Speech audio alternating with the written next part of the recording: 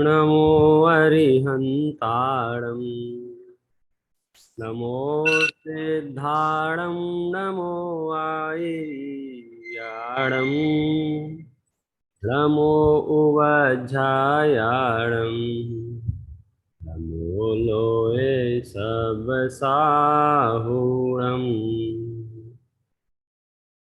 नमः समय साराय स्वानुभूत्या चकासते चित्स्वभावाय भावाय सर्वभावान्तरच्छिदे।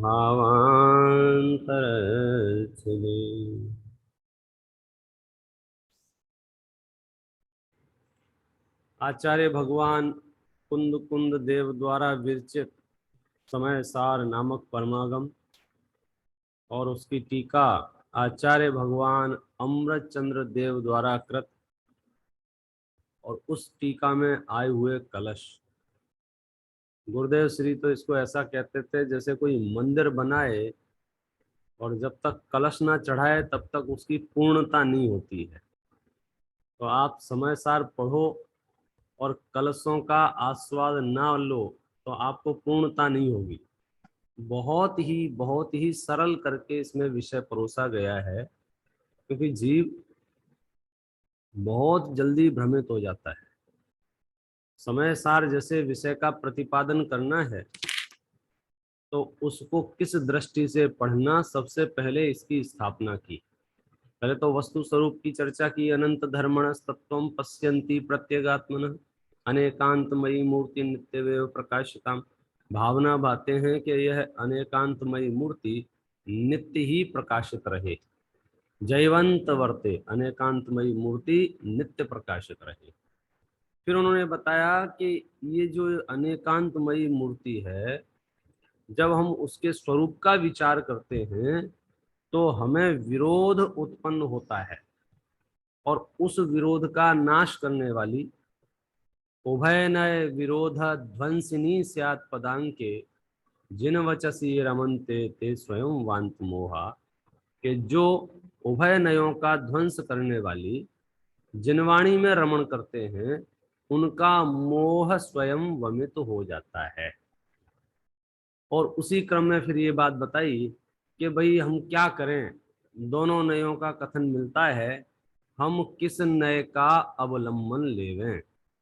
तो जवाब आया कि आप किसी की देखा देखी अवलंबन लेने की जरूरत नहीं है। आप तो अपनी आवश्यकता देखो। यदि परम पद में स्थित हैं तो आपको शुद्ध नय प्रयोजनवान है, और यदि आप अपरम पद में स्थित हैं तो आपको व्यवहार नय प्रयोजनवान है। इतना होने पर भी श्रद्धा में तो ये सत्य बात जानना ही क्या, कि भले ही अपरम पद में व्यवहार नय प्रयोजनवान है, लेकिन गजब बात तो ये है, मुझे अपरम पद ही पसंद नहीं है तो मैं क्या करूं। तो चूंकि अपरम पद ही इष्ट नहीं है तो उसके अवलंबन रूप जो व्यवहार है वो भी मुझे इष्ट नहीं है। फिर प्रश्न उत्पन्न होता है, जब इष्ट नहीं है तो फिर करते क्यों है। गुरुदेव श्री से तो बहुत आप इतना व्यवहार का निषेध करते हो, और सुबह सुबह उठ के देव पूजा, भक्ति, तीर्थ यात्राएं, शिविरें और पुण्य का काम इतना करते हो। गुरुदेव श्री कहते हैं हम नहीं करते हैं, ये होता है। उनसे जब कोई प्रश्न भी पूछे ना कि आप तो हमें ये बताओ, श्रावक ने देव पूजा, गुरुपास्ति, स्वाध्याय, संयम आदि ये शुभ भाव करना चाहिए कि नहीं करना चाहिए, तो गुरुदेव श्री कहते हैं कि करना चाहिए, ऐसा नहीं है। ज्ञानी श्रावक को ऐसा शुभ भाव आए बिना रहता नहीं है। अब क्या अंतर है दोनों में।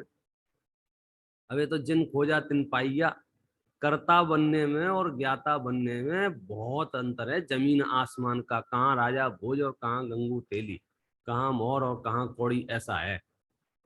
हम एक एक क्रिया कर्तृत्व के रूप में करते हैं, मैंने किया मैंने किया मैंने किया मैंने किया। आचार्य प्रज्ञा छेनी से यह समझाने का प्रयास करते हैं कि तुम जिस विषय के कर्तृत्व का दावा कर रहे हो वहां तुम्हारा कुछ हस्तक्षेप है भी या नहीं, पहले ये तो बताओ सही। तू चेतन तत्व है, अनंत ज्ञानादि गुणों का गोदाम है, लेकिन तेरा पर में कुछ चलता है कि नहीं चलता है? एक परमाणु में भी परिवर्तन कर सके ऐसी सामर्थ्य इस जीव की नहीं है, और ये इसकी कमजोरी नहीं है, ये इसका गौरव है। ये तो अज्ञानी और कषाई जीव हो ना, उसे ये कमजोरी लगती है। अरे मैं तो पर में कुछ नहीं कर सकता हूँ, मैं तो परद्रव्य को परिणमा नहीं सकता हूँ, मैं तो परद्रव्य में हस्तक्षेप नहीं कर सकता हूँ, मैं ऐसा इसको कमजोरी लगे। वास्तव में ये गौरव का विषय है कि मैं परद्रव्य में कुछ नहीं कर सकता हूँ। आप कहोगे इसमें गौरव की क्या बात है? एक तो अपनी कमजोरी बता रहे हो, कुछ कर नहीं सकते हो, ऊपर से कह रहे हो गौरव की बात है। कि गौरव की बात यह है, 1 मिनट के लिए अपन वस्तु स्वरूप से विपरीत तथ्य मान लें, चलो आप बहुत कह रहे हो, मान लें क्या कि एक द्रव्य दूसरे द्रव्य में हस्तक्षेप कर सकता है, तो क्या होगा? होगा क्या? मैं अकेला और अनंत पुद्गल के परमाणु और बाकी के इतने मनुष्य, इतनी जीव राशि, बाकी के 6 द्रव्य, अब बोलो मैं अकेला अनंत द्रव्यों में हस्तक्षेप करूं और अनंत मिलके मेरे में करें, तो मेरी तो चटनी बन जाए, मेरी सत्ता का ना पता चले, हालत खराब हो जाए मेरी। आप इस रहस्य को समझने की कोशिश करो तो आपको पता चलेगा ये गौरव का विषय है। मैं दूसरे में हस्तक्षेप नहीं कर सकता हूं, अर्थात दूसरा भी मेरे में हस्तक्षेप नहीं कर सकता है। जब अपनी तरफ से बात चल रही है तो कमजोरी लग रही है, लेकिन जब दूसरे की तरफ से बात चलती है तो बहादुरी आती है। क्या बहादुरी आती है? कि सारे विश्व की जीव राशि मिलके भी मेरे में हस्तक्षेप नहीं कर सकती है, सारे पुद्गल के परमाणु मिल करके भी मुझे हस्तक्षेप नहीं कर सकते हैं, मेरे परिणमन में हस्तक्षेप नहीं कर सकते हैं। बोलो ये गौरव है कि कमजोरी है? किसी भी देश का मंत्री, प्रधानमंत्री, डाकू, जो जो भी अपने आप को धुरंधर समझते हैं, वे मेरे एक समय के परिणमन को भी आगे पीछे नहीं कर सकते हैं। जैनाचार्यों का तो कलेजा इतना बड़ा है कि वे लिखते हैं, ओ सक्कदिवारेंदो इंदो वा तहजरेंदो वा, किसकी सामर्थ्य है, इंद्र की अथवा जिनेन्द्र की? अज्ञानता से जो मानना है मानो। अज्ञानता से तो हर एक व्यक्ति अपने अपने सर्वोच्च पद पर बैठे हुए ईश्वर को कर्ता मानता है और कहता है ईश्वर की मर्जी के बिना तो एक पत्ता नहीं हिलता है। और दर्शन रहस्य ये कहता है हमारा कि अनंत तीर्थंकर मिलके भी एक पत्ता नहीं हिला सकते हैं। अब बोलो कौन ज्यादा पावरफुल है? वहां विश्व में जितने भी पेड़ हैं, उन पेड़ों में जितने भी पत्ते हैं, उन पत्तों का जितना भी परिणमन है, उनमें से एक परिणमन भी ईश्वर की मर्जी के बिना नहीं होता है। एक कथन तो ये है। दूसरा कथन क्या है? कि अनंत तीर्थंकर भूतकाल में जितने भी हो गए हैं, जितने भी अनंत तीर्थंकर भूतकाल में हो गए, वर्तमान में हो रहे हैं, भविष्य में होंगे, तीनों काल के ले लो, और वे सारे मिलके भी एक पत्ते का परिणमन नहीं करा सकते। ये जैन दर्शन का रहस्य है।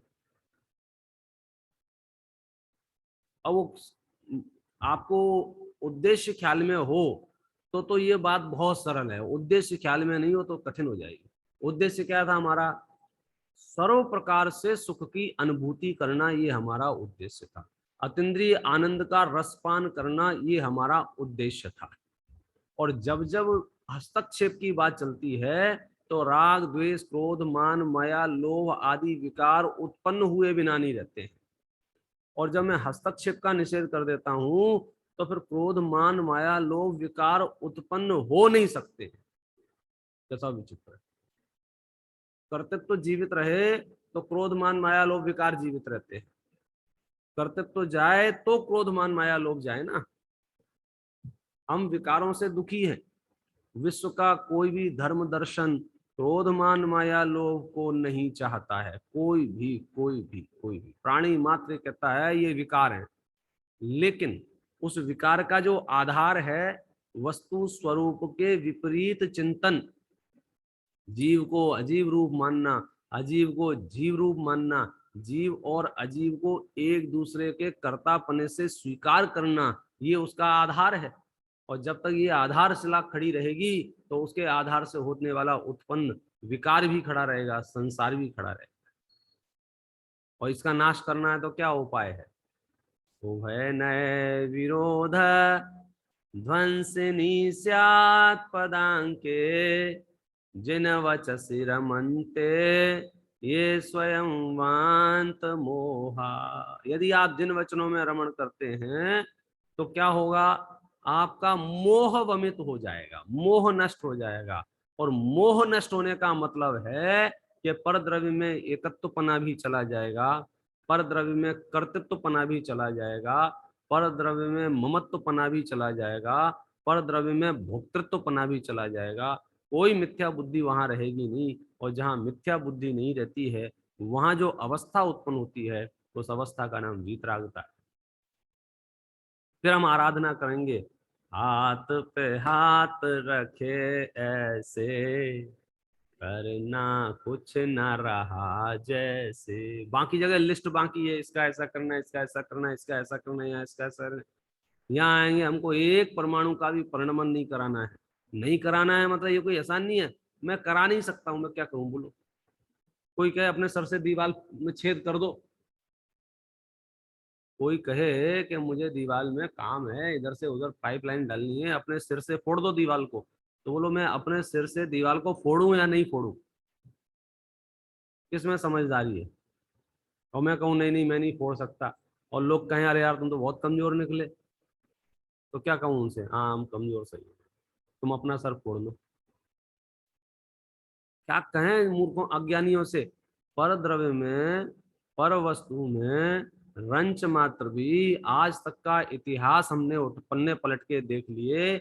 अनादि काल से मैं संसार में जगह जगह विश्व के चप्पे चप्पे पर पैदा हुआ हूँ। एक इंद्री, दो इंद्री, तीन इंद्री सारी गतियों में गया हूँ। पुण्य का वैभवशाली वैभव भी देखा है और दरिद्रता भी मैंने देखी है। उन सर्व पर्यायों में से एक पर्याय भी मेरी इच्छा के अनुसार नहीं हुई है। ऐसी हालत में भी मैं कहूँ नहीं मुझे करना है, मुझे करना है, मुझे करना है, बोले क्या करूँ? धर्म के नाम पर भी आडंबर, धर्म के नाम पर भी दिखावा, धर्म के नाम पर भी प्रदर्शन, धर्म के नाम पर भी जगत मुझे धर्मात्मा समझे, इस भाव से जीवन जीता है। और दर्शन शास्त्र के रहस्य में घुसे तो मुझे विश्व से कोई लेना देना नहीं है। फिर देखो ऐसे ऐसे कलशों का जन्म होगा, ऐसे ऐसे कलशों का कि तबीयत खुश हो जाए जीव की। एक एक कलश मोक्ष मार्ग प्रशस्त कर रहे हैं, एक एक कलश। जब हमने व्यवहार ने, निश्चय ने दोनों के स्वरूप का अवलंबन लिया, दोनों के स्वरूप को गहराई से समझा, तो फिर क्या हुआ मालूम है आपको? फिर एक बड़ी घटना घटी। कौन सी? वो ये वाली। देखो, आपको स्क्रीन नहीं देखे तो बता देना, अभी दिखेगी। जादू हो जा।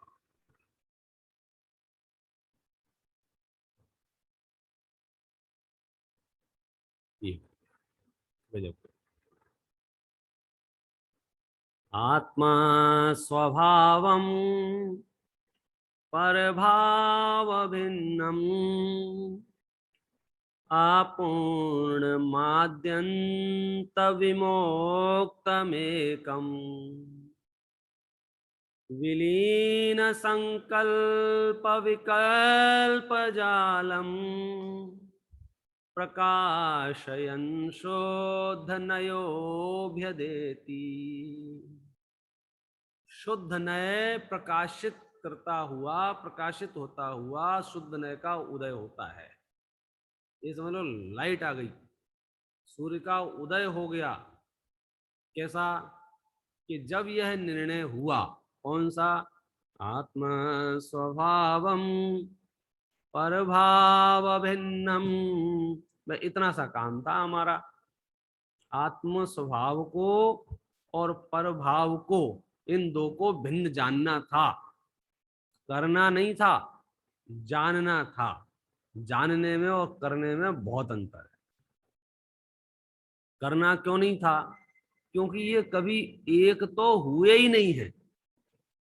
करना नहीं है, करना तो वहां पड़े जब एक हो जाए और फिर हमको अलग करना पड़े। कि एक तो हुए ही नहीं है। कौन कौन एक नहीं हुए हैं? आत्मा का स्वभाव और परभाव, ये दोनों एक नहीं हुए। आत्मा का स्वभाव और परभाव ये एक नहीं हुए। अर्थात क्या हुआ? इसका मतलब ये हुआ यहाँ सीधे सीधे सीधे सीधे भीतर जाके बात कर रहे हैं, बहुत सूक्ष्म बात कर रहे हैं कि मेरा चैतन्य सदन जहाँ है, असंख्यात आत्मा के प्रदेश और ज्ञानादि गुण जहाँ हैं वहाँ जो उन आत्म गुणों का नेचर है, वहीं पर पर द्रव्य के अवलंबन से, पर द्रव्य के निमित्त से जो पर भाव पैदा हुए हैं, वो हुए कहाँ हैं? चैतन्य सदन में हैं। पैदा चैतन्य सदन में हुए हैं, तथापि वे परद्रव्य के निमित्त से हुए हैं, तो वे परभाव हैं। अब कह रहे हैं कि ये दोनों जुदे जुदे हैं। वो इधर देखता हूं तो क्या नजर दिखता है? अपूर्ण, ओहो, परिपूर्ण दिखता है। यहाँ देखते हैं तो ये दिखता है आदि और अंत से विमुक्त है। और इधर देखता हूं तो क्या दिखता है? परिपूर्ण नहीं है, ये तो खंड खंड है, और आदि है और अंत है। किस दो दो, दो एक साथ चल रहा है, आत्म स्वभाव और परभाव। वह निषेध तो हमने पहले ही कर दिया। कौन सा?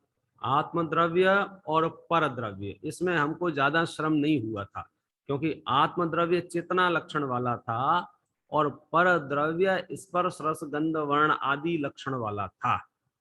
आप सुनिए, तो द्रव्यों का भेद तो हमसे हो जाता है, ऐसा हमको ख्याल में आ जाता है कि हाँ यार बात तो सही है। श्रद्धा के स्तर तक पहुंचे या ना पहुंचे, ये बात ख्याल में आती है कि मैं भिन्न हूँ, शरीर भिन्न है, मैं भिन्न हूँ, मकान दुकान रुपया पैसा सोना चांदी ये सब भिन्न है।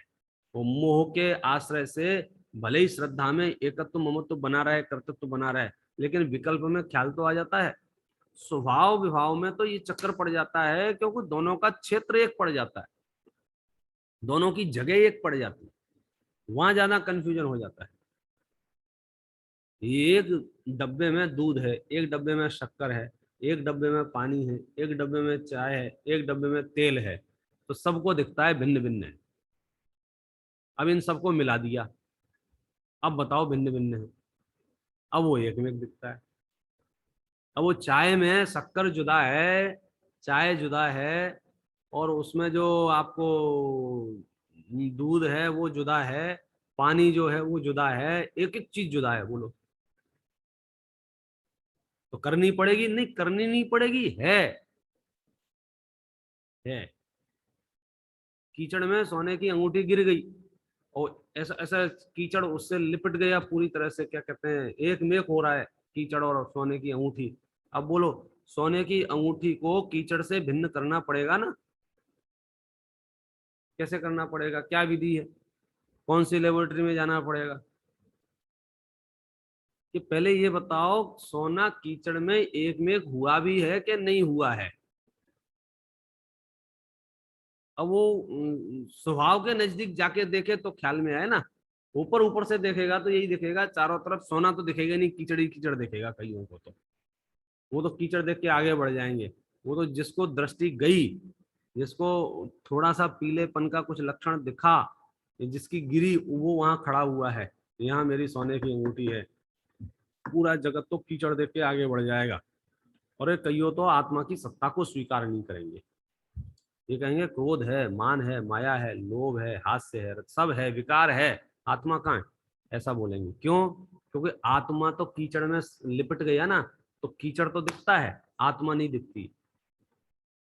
8 कर्म दिखते हैं, द्रव्य कर्म दिखते हैं, भाव कर्म दिखते हैं, नो कर्म दिखते हैं, और इन सब में जो आत्मा है वो नहीं दिखती। बोलो, 9 तत्व की चर्चा कर लेवे, 7 तत्व की चर्चा कर लेवे, लेकिन इन 9 तत्वों में एक आत्मा व्याप्त है, वो आत्मा दिखाई ना दे, 9 तत्व दिखाई दे। क्यों? क्योंकि स्थूल दृष्टि से देखने की आदत है ना। कल एक अपन ने दृष्टांत दिया, समय सार का ही दृष्टांत था। कमलनी का पत्र, कमलनी का पत्र पानी में डूबा हुआ है, तो प्रश्न उत्पन्न किया, बताओ इसने पानी को स्पर्श किया या नहीं किया?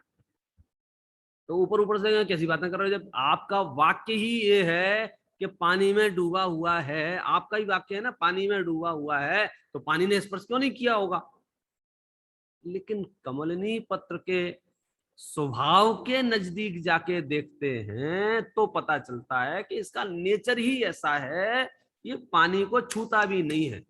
यही कारण है कि पानी में पड़ा हुआ होने पर भी गलता नहीं है, सड़ता नहीं है, नष्ट नहीं होता है। अब कागज को डाल के देख लो, आप कपड़े का डाल के देख लो। वो कमलनी पत्र का ही दृष्टांत क्यों दिया? क्योंकि उसका स्वभाव ऐसा है, उसमें ऐसा कोई चिकनापन है कि वो पानी उसके ऊपर नहीं ठहरता है। कब? जब पानी में डूबा हुआ है तब। हम क्या सोच रहे हैं कि पानी से बाहर निकले तो मैं इसको शुद्ध मानूं? नहीं, डूबा हुआ है उस काल में शुद्ध है। संसार अवस्था में रहते रहते जिसने अपने चैतन्य तत्व के शुद्धत्व को नहीं पहचाना, उसे सिद्धत्व प्रकट नहीं होगा। उस शुद्ध अवस्था की प्राप्ति के लिए यहाँ भेद विज्ञान पूर्वक, यहाँ प्रज्ञा छेनी पूर्वक निर्णय करना पड़ेगा कि मेरा स्वरूप और परभावों का स्वरूप में क्या अंतर है। देखो कितना क्लियर कट। आत्मा स्वभावम परभाव भिन्नम, ये दोनों जुदे जुदे हैं। कौन जुदे जुदे हैं? मेरा स्वभाव और परभाव। मेरा द्रव्य और पर द्रव्य की बात नहीं चल रही है। वो 6 द्रव्यों की कक्षा में पूरी हो गई थी। जीव द्रव्य, पुद्गल द्रव्य, धर्म द्रव्य, अधर्म द्रव्य, काल द्रव्य, आकाश द्रव्य, वो वहां काम पूरा हो गया था। यहाँ क्या कह रहे हैं कि मेरा जो स्वभाव है, मेरा जो नेचर है वो, और प्रभाव जो है वो, दोनों कैसे हैं? भिन्न भिन्न है, भिन्न भिन्न। स्वभाव कैसा है? मा पूर्ण माद्यंत विमोक्तमेकम। मेरा स्वभाव तो अपूर्ण है और आद्यंत विमुक्त है, आदि और अंत से रहित है, एकम एक है। ये सारे के सारे विशेषण स्वभाव की घोषणा करने वाले विशेषण। कई बार हम कंफ्यूज इसलिए हो जाते हैं कि हम कैसे पहचाने क्या स्वभाव है, क्या विभाव। कैसे ये जो भाव उत्पन्न हुआ है, ये अपना है कि दूसरे का है, कैसे पहचाने? अपन यात्राओं में जाते हैं, कितनी आफत हो जाती है। सूटकेस पहचानने में हमारा माथा फूट जाता है। दावा करते नहीं नहीं यही मेरा है, यही रंग का मेरा था, यही बहुत बहुत। वो जब तक खोल के पिटारा बाहर नहीं निकले ना एक एक का, ये वस्तु तुम्हारे, अच्छा ये, फिर जा, अरे नहीं नहीं मेरा नहीं है, वो मुझे भ्रम हो गया, रंग से भ्रम हो गया, आकार से भ्रम हो गया, ऐसे ऐसे फिर वो कहनी गलती हो, गलती हुई। तो ऐसी स्वभाव और विभाव के संबंध में समस्या कहाँ उत्पन्न हुई कि उनका क्षेत्र एक, काल एक, सब एक में एक दिख रहा है। दूध और पानी को मिलाया, सोने और चांदी को मिलाया और गर्म कर दिया, अब क्या हो रहा है? एक हो गए हैं। अब प्रश्न यह है कि उस एक के काल में भी वे दोनों जुदे जुदे हैं क्या नहीं हैं? मैं जिस काल में क्रोधादि रूप से परिणमन करता हूँ, दुनिया को डांटता हूँ, सुधारने की बातें करता हूँ, विकल्प करता हूँ, सोचता हूँ अगर मुझे कोरोना हो गया, मेरे घर वालों को कोरोना हो गया और आफत आ गई तो क्या करूँ, ऐसे संकल्प विकल्प उत्पन्न हो रहे हैं। उस काल में भी, उस काल में भी जाननहार जाननहार जाननहार जाननहार ज्ञान की सत्ता है क्या नहीं? अब इन दोनों सत्ताओं में से मेरी सत्ता कौन सी और दूसरे की सत्ता कौन सी, ये कैसे पहचाने? केवल लक्षण से। मेरी सत्ता कैसी? आपूर्ण माद्यंत विमोक्तमेकम, मैं एक हूं, आदि अंत से रहित हूं, आपूर्ण हूं, परिपूर्ण, कुछ नहीं चाहिए यहां। और विभाव प्रभाव कैसा है? आधा अधूरा है, सादी शांत है और अनेक है। ये देखो, स्वरूप का गुणगान भी गा रहे हैं, भेद विज्ञान का आधार भी बता रहे हैं और नए प्रयोग भी बता रहे हैं। 12 गाथाओं की चर्चा करने के बाद ये गलत कलश आया है। और ये कलश जो आया है वो उस स्थान पे आया है कि आगे पीछे शुद्ध नय की स्थापना करनी है। पूरे जगत में जाओगे तो ये कहोगे आत्मा रागी है, द्वेषी है, क्रोधी है, मानी है, मायावी है, लोभी है।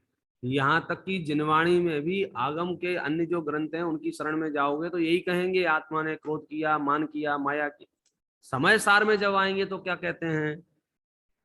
आत्मा का भाव भिन्न है, आत्मा का स्वभाव भिन्न है और परभाव भिन्न है।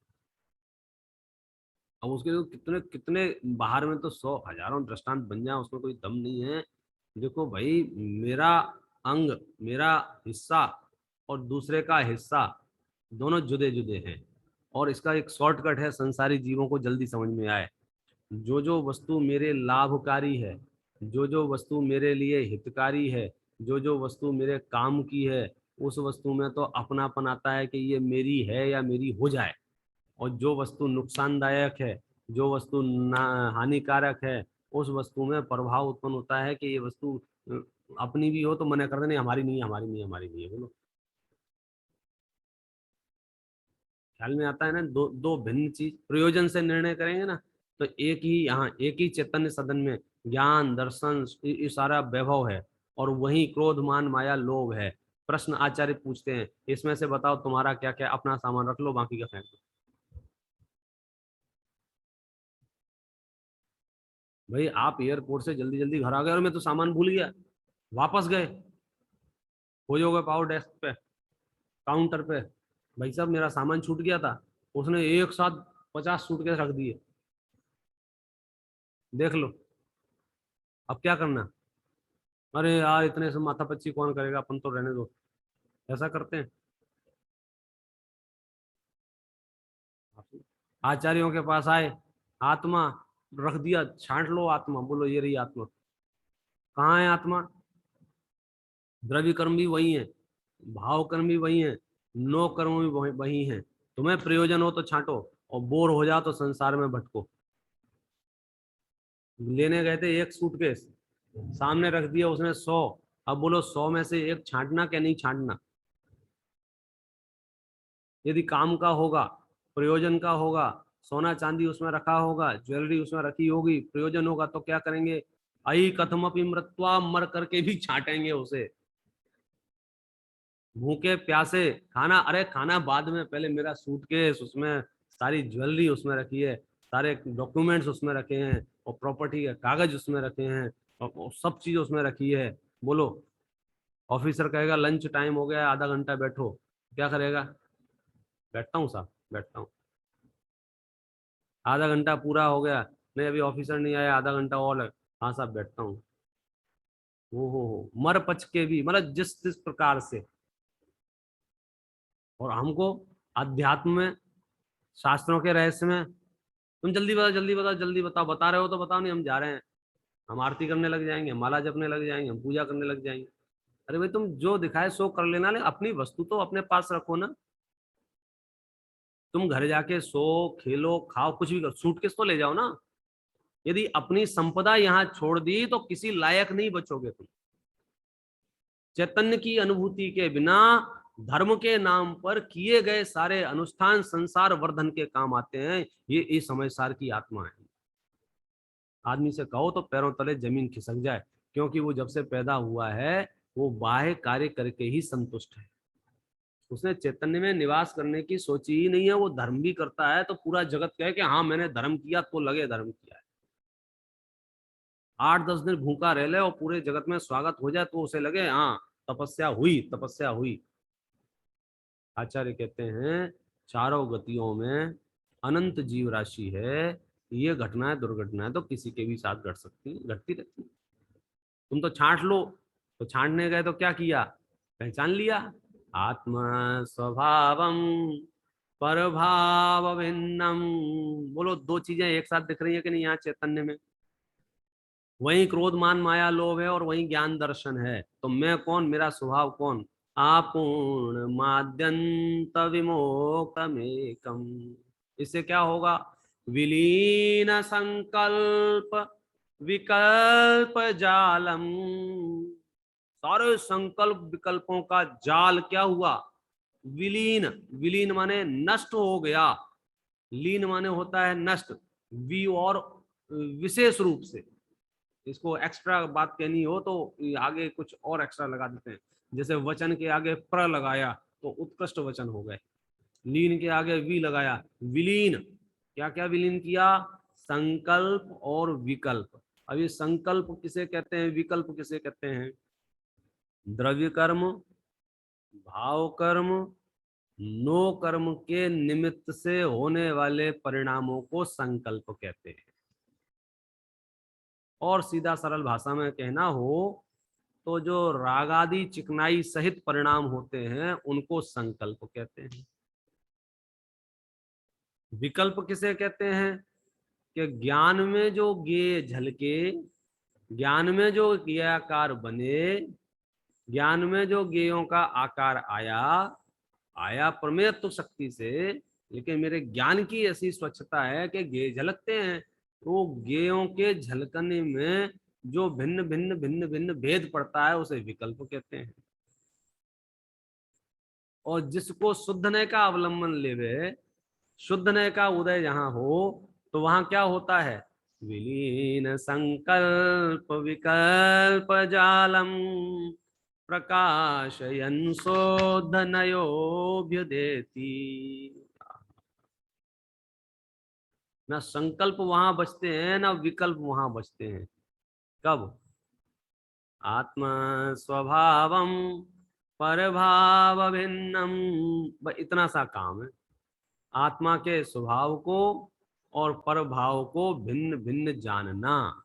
आत्मा का स्वभाव भिन्न है, परभाव भिन्न है, और वो भी ऐसे नहीं लक्षणों के बल पर। एक एक लक्षण बताया, तीन तीन तो यही बता दिए। क्या तीन बता दिए?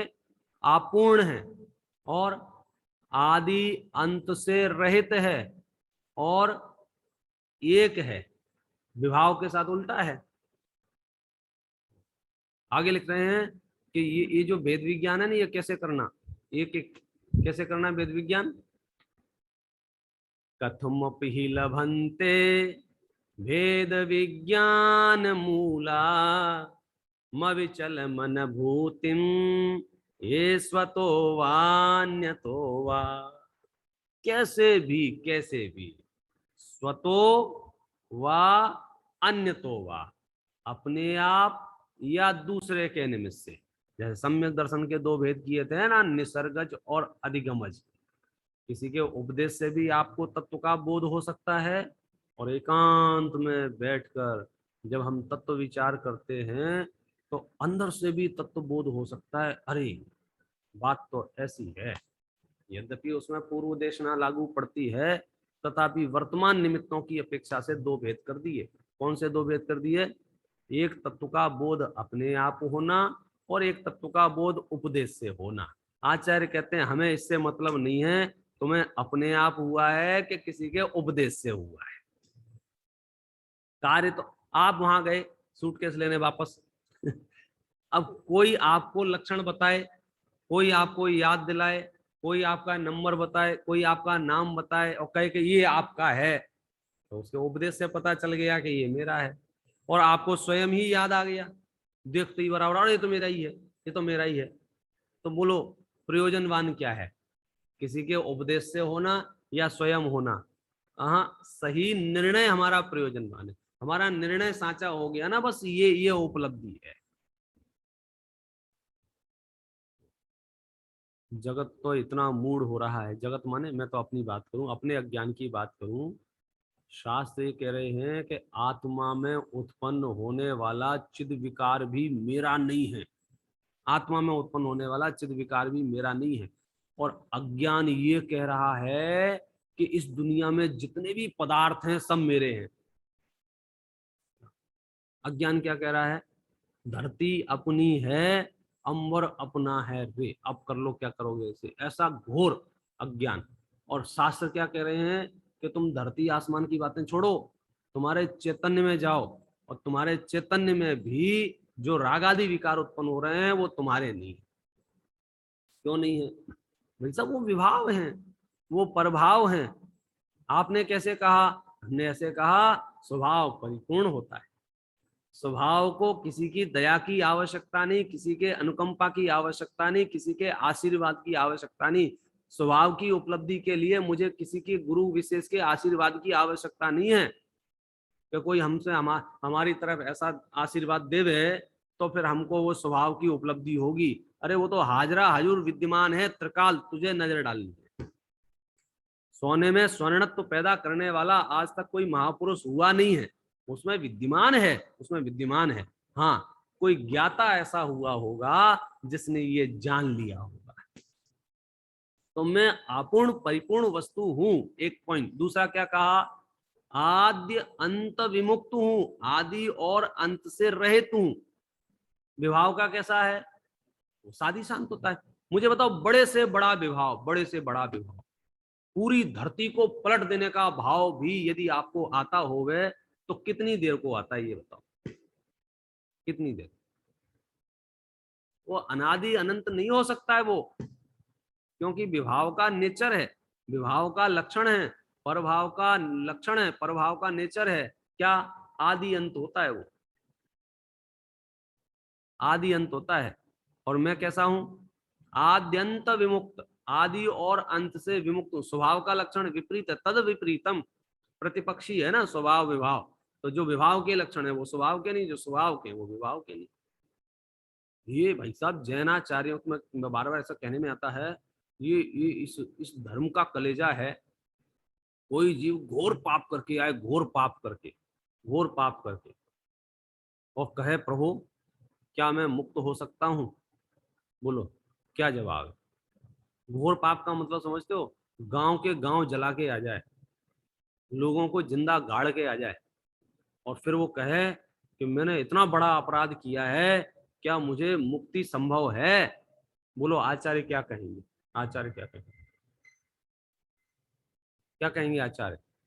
आत्मा स्वभावम परभाव भिन्नम आपूर्ण माद्यंत विमोक्तमेकम। और जब ये निर्णय होता है, जब ये श्रद्धान होता है, तो फिर क्या तमाशा होता है, क्या नजारा होता है, आप समझिए वो दृश्य कैसा होता है। विलीन संकल्प विकल्प जालम प्रकाशयन शोधनयो व्युदेति। ना फिर कुछ बोलने को बचता है, ना फिर कुछ सुनने को बचता है, ना फिर वो कहने की कोई बात आती है। फिर वो द्रव्य संग्रह वाला ध्यान होता है, माँ चिट्ठ है माँ जंप है माँ चिंता है किम विजयन होई फिरो अप्पा अपमी रहो इदमेव परम ध्यानम। कुछ मत सोचो, कुछ मत विचार करो, मूड होके नहीं, ज्ञानी होके। मूड भी कुछ नहीं सोचता है, कुछ विचार नहीं करता है। 1000 बार कहते हैं ध्यान से सुनो, कहता है आपने तो मना किया था मत सोचो मत विचार करो, तो मैं भी नहीं सोच रहा हूँ, मैं भी विचार नहीं कर रहा हूँ। अरे अभी तो विचार करो, तुम नाव पे चढ़ने से पहले ही उतर गए। हमने कहा था कि उस पार उतरना, तो उसने दिमाग लगाया। क्या दिमाग लगाया, कि जब नाव से उतरना ही है तो मैं चढ़ूं क्यों, जब ट्रेन से उतरना ही है तो मैं ट्रेन में चढ़ूं क्यों, जब हवाई जहाज को छोड़ना ही है तो मैं ग्रहण क्यों करूं। अब बस उतनी से कलाकारी है कि ग्रहण करना भी जरूरी है और छोड़ना भी जरूरी है। हाँ, ग्रहण करने से ज्यादा छोड़ना जरूरी है, क्योंकि कईयों ने अवलंबन लिया तो छोड़ा नहीं।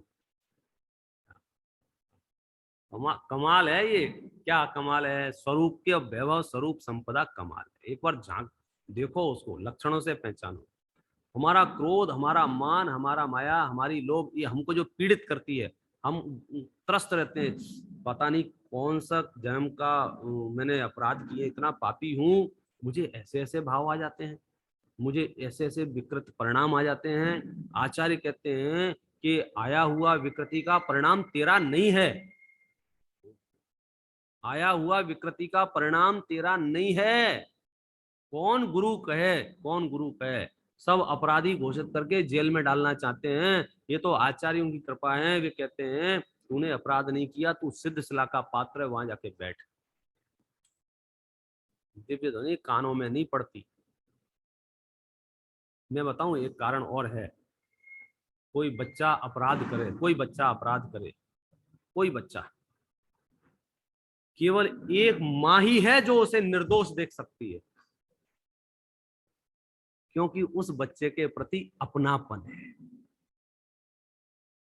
केवल एक माँ निर्दोष देखती है, बाकी सब उसको कहते हैं कि इसने चोरी की है, इसने डकैती डाली है, फलाना किया है, ठिकाना। माँ के मुख से क्या निकलता है, इसने कुछ नहीं किया है, इसने कुछ नहीं किया है, ये ऐसा था ही नहीं, इसने संगति में ऐसा किया होगा और जल्दबाजी में ऐसा किया होगा और किसी ने इसको कुछ खिला पिला दिया होगा, इसलिए माँ, माँ ही है जो ये कह रही है कि मेरे बेटे ने कुछ नहीं किया है।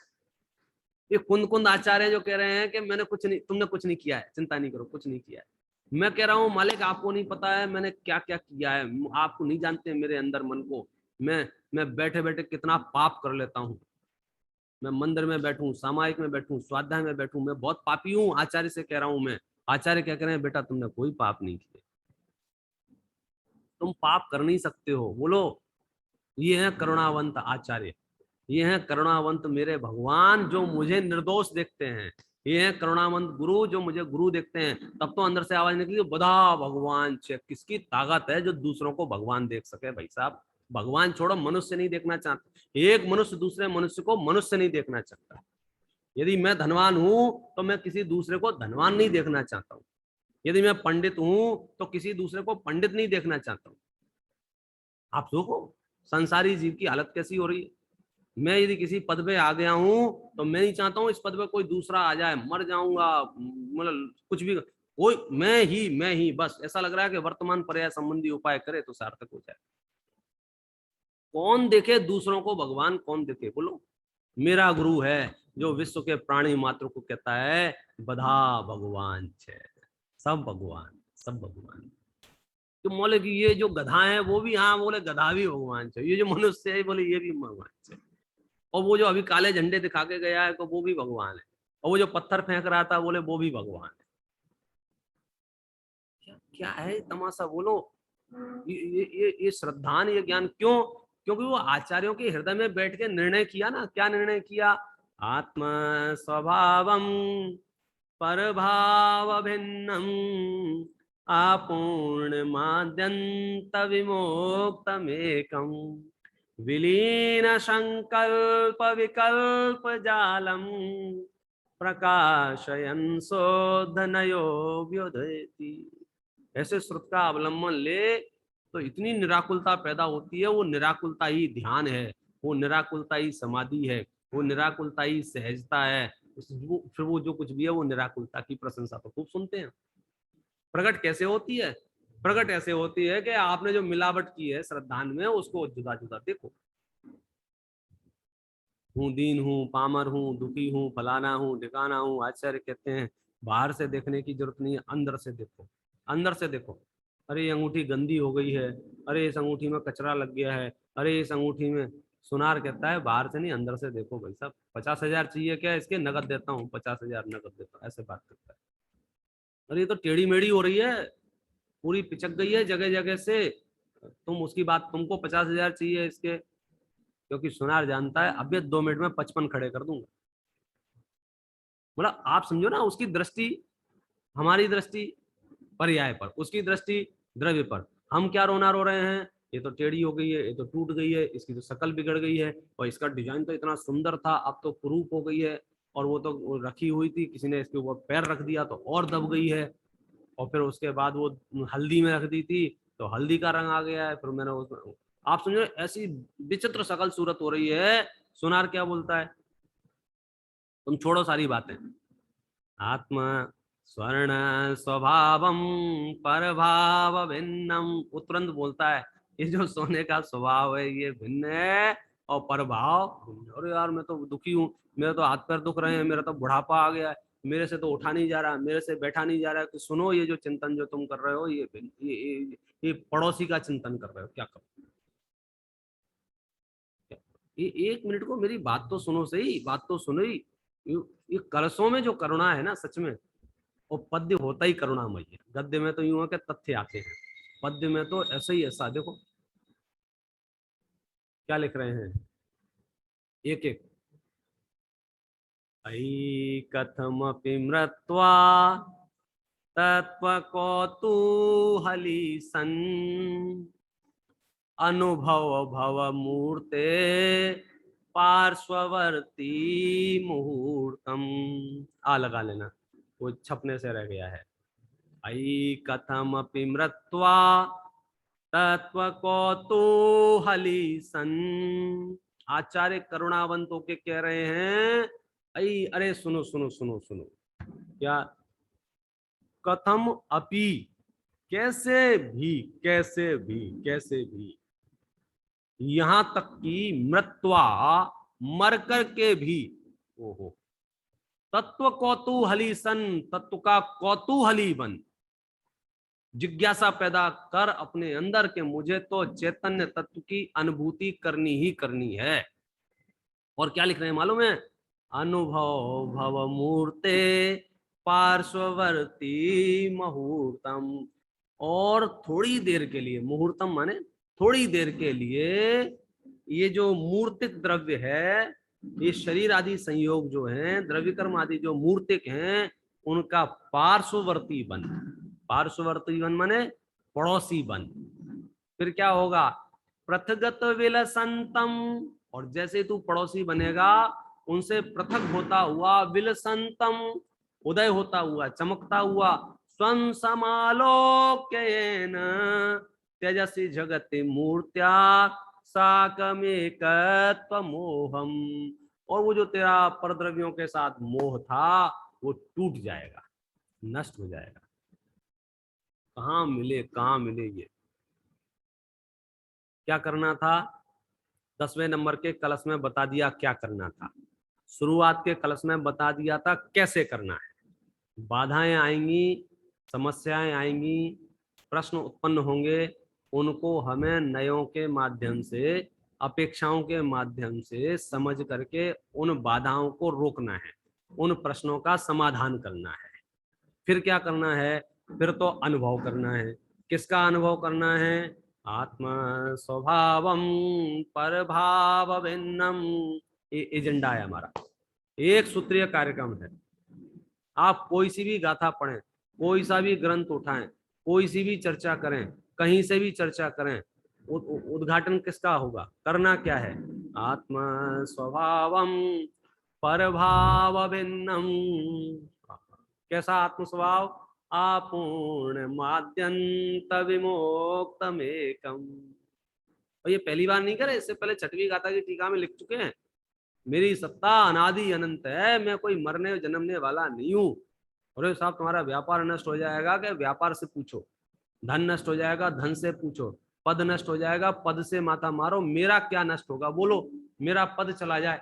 मैं आपसे पूछता हूँ, जो जिस पद पे बैठा हुआ है, कोई मंत्री, संतरी, अध्यक्ष, जो पंडिताई, ये सारे पद छूट जाएं, मेरी सत्ता रहेगी कि नहीं रहेगी? आप मेरे प्रवचन सुनना बंद कर दो तो मेरी सत्ता रहेगी कि नहीं रहेगी? आप विचार करो। मेरे जो जो पद आपने दिए हैं, वो सारे पद छीन लो, मेरी सत्ता रहेगी कि नहीं रहेगी? तो मैंने जैसे मेरा दृष्टांत दिया, वैसे आप अपना दे दो। भौतिकता इतनी हावी है हमारे चित्त में, भौतिकता इतनी हावी है कि हम तो एक ही संकल्प विकल्प कर लेते हैं, लोग मुझे महान समझें, लोग मुझे प्रतिष्ठित समझें, लोग मुझे गुरु समझें, लोग मुझे योग्य समझें, लोग मेरी भावनाओं को समझें। काय को समझे लोग तुम्हारी भावना? ये बताओ। लोगों पे काम नहीं है कुछ? सब चैतन्य अपने अपने चैतन्य में स्थापित हो जाओ। बस मैं अपने आप को समझ लूं, ये मेरी विश्व की सबसे बड़ी उपलब्धि है, और अनंत काल तक सिद्धि सलाह में बैठा रहूं।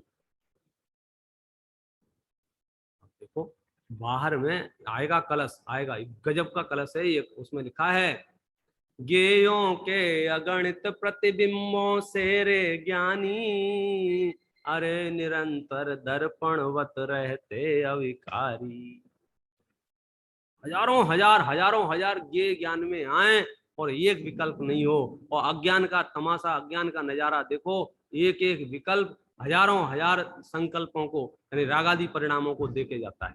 एक एक गे से हजारों रागादि परिणाम हो जाते हैं, और वहां अनंत गे झलकते हैं, एक भी रागादि परिणाम नहीं होते हैं। मेरा स्वभाव तो कोई ऐसा अद्भुत है। आज का अपना समय हो गया है, और भी अपन चर्चा इसकी।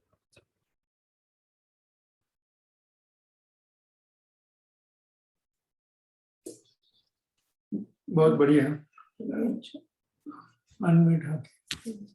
कल थोड़ा अनाउंसमेंट कर लेता हूँ। कल सुबह पूजा के बाद संजीव जी का प्रवचन जैसे हो रहा है वैसे होगा।